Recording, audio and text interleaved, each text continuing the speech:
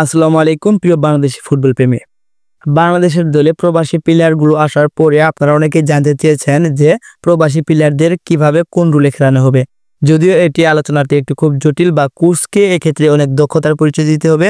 তারপরেও দলটাকে যদি ঝেলে সাজানো হয় তাহলে কে কোন পজিশনে খেলবেন সেটা নিয়ে আজকে আলোচনা করব। সম্প্রতি বাফুফের উদ্যোগগুলো অনেক ভালো লাগার মতো, যার কারণে প্রবাসে থাকা প্রবাসী প্লেয়াররা দেশের হয়ে খেলার জন্য মাতৃভূমিতে পা রাখতেছেন। বাংলাদেশের জন্য জটিল কাজ হলো সিন্ডিকেটকে দূরে সরিয়ে রেখে প্রবাসী ফুটবলারদের কাজে লাগানো। এই প্লেয়ারগুলো মূলত রক্ষণ ভাগ ও আক্রমণ ভাগের মধ্যে সেতু তৈরি করবেন।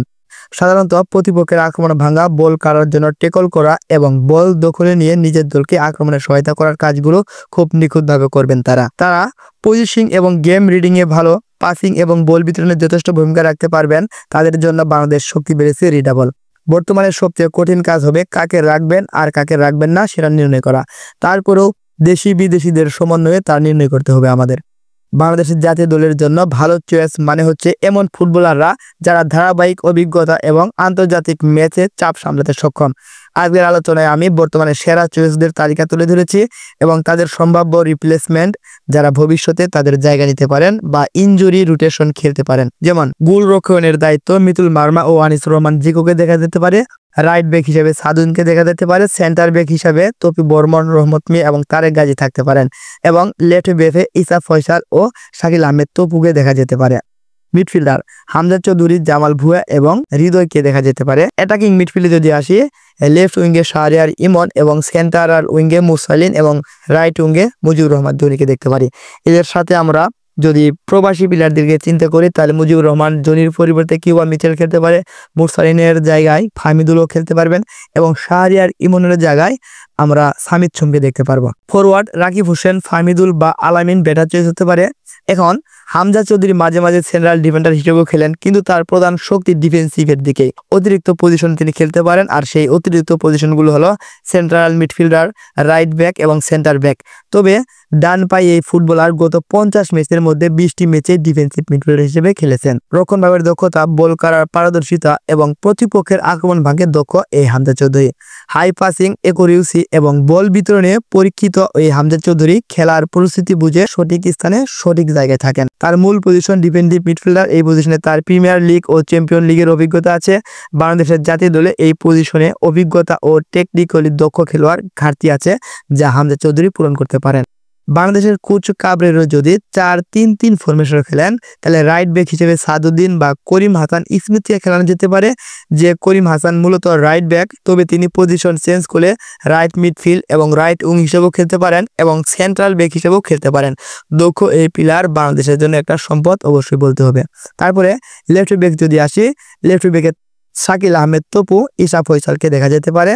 সেন্টার ব্যাকে অকুপাই করবেন তপু বর্মন, তারেক গাজী এবং রহমত মিয়া। অ্যাটাকিং মিডফিল্ডের ক্ষেত্রে শাহরিয়ার ইমনের পরিবর্তে আমরা সামিদ চুমকে দেখতে পারি। শেখ মুরসালিনের পরিবর্তে ফাহমিদুল জায়গা দখল করতে পারেন এবং মুজিবুর রহমান জনির পরিবর্তে আমরা যদি কিউবা মিচেলকে রাখি তাহলে আমাদের পজিশনটা কি ফার বেটার হবে। এখানে আমরা দেখব শাহরিয়ার ইমন ও সামিদ চুমের মধ্যে কে ভালো পারফরমেন্স করে।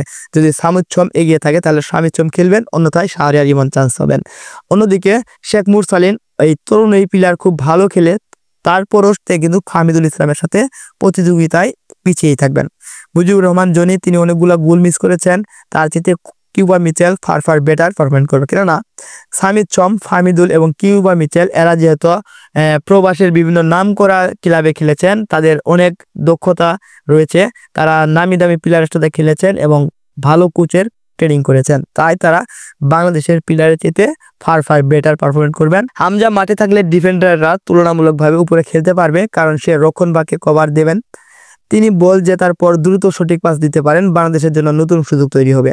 বাংলাদেশ কোচ যদি 4-2-3-1 ফরমেশন খেলেন, যে ফরমেশনটা আমরা গত ভারত ও বাংলাদেশ ম্যাচে দেখেছিলাম, তাহলে double pivot midfield Hamza Chowdhury এবং আরেকজন থাকতে পারেন, যেমন জামাল ভুয়া খেলবেন।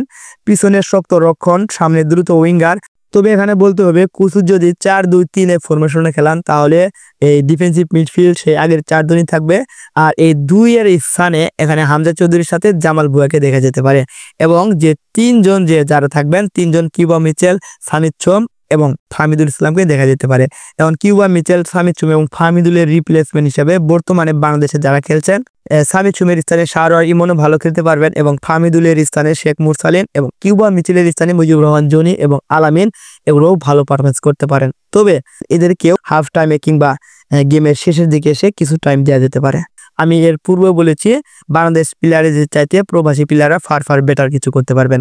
ডিফেন্সিভের চাপের সময় যখন কাউন্টার এটাকে খেলতে হবে তখন 5-3-2 অথবা 3-4-3 খেলতে পারবেন। এক্ষেত্রে সামিদ কিউবা মিচেল যদি একটু বেশি আক্রমণাত্মক বা বক্স টু বক্স ধরনের মিডফিল্ডার রুল অবকায় করেন, এক্ষেত্রে হামজা চৌধুরী ডিপ লাইং পজিশনে থাকবেন, রক্ষণভাগ সামলাবেন, বল কন্ট্রোল করে ধরে রাখবেন। সামিদ সোমের পাসিং ও ভীষণ ভালো, তাই সে একজন প্লে মেকার বা ডিপ লাইং অ্যাটাকিং মিডফিল্ডার হিসেবে খেলতে পারবেন।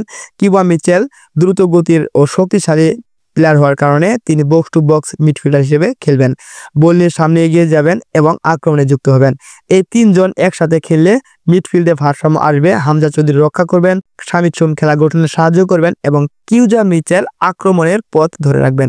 এখন গোল করবে কে?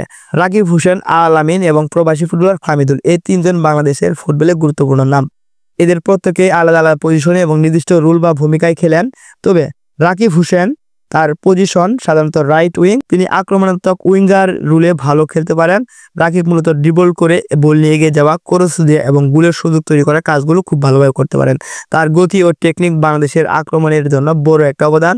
অন্যদিকে আলামিন হোসেন, তিনি ফুল ব্যাক বা উইং ব্যাক, সাধারণত রাইট ব্যাক, এই পজিশনগুলোতে ভালো খেলতে পারেন। আলামিন রক্ষণভাবে খেলে থাকেন, তবে প্রয়োজনে আক্রমণেও অবদান রাখতে পারেন। আধুনিক ফুল ব্যাকদের মতো ওভারল্যাপিং রান করতে তিনি উইঙ্গারদের মতো সাহায্য করতে পারেন, ডিফেন্সিভ কভারেজও তিনি দিতে পারেন। তবে আলামিন এই রাইট ব্যাক হওয়ার সত্ত্বেও তিনি যে অ্যাটাকিং এ আসতে পারেন, অর্থাৎ কিউবা মিচেলের মতোই তিনি এই রাইট ব্যাকের সম্পূর্ণ স্থানগুলো খুব ভালোভাবে কভার দিতে পারবেন। ফাহমিদুল ইসলাম প্রবাসী ফুটবলার, পজিশন সাধারণত মিডফিল্ডার, সেন্ট্রাল মিডফিল্ডার এবং অ্যাটাকিং মিডফিল্ড হিসেবে খুব ভালো খেলেন। তিনি বল কন্ট্রোল, পাসিং এবং আক্রমণ গঠনের কাজ করে থাকেন। মাঝে মধ্যে প্লে মেকারের দায়িত্ব পালন করতে পারেন, বাংলাদেশের মিডফিল্ডে সৃজনশীলতা আনতে পারেন। তবে সর্বোপরি বাংলাদেশে প্রবাসী প্লেয়ারদের আগমনের ফলে বাংলাদেশের ডিফেন্স বলেন, অ্যাটাকিং লাইন বলেন, সব কিছুই কিন্তু আগের চাইতে অনেক অনেক শক্তিশালী হয়েছে। বাংলাদেশ যদি এই প্লেয়ারদেরকে ভালোভাবে খেলতে পারেন, বাংলাদেশ কোচ যদি এখানে দক্ষতার পরিচয় দিতে পারেন, আমরা শুধু এশিয়া কাপে নয় বরং বিশ্বকাপের কোয়ালিফায়ার ম্যাচেও অংশগ্রহণ করতে পারো। আগামী 30 বিশ্বকাপের মধ্যে পূরণ হবে হামজা চৌধুরীর সেই স্বপ্ন। ধন্যবাদ সবাইকে। আসসালামু আলাইকুম।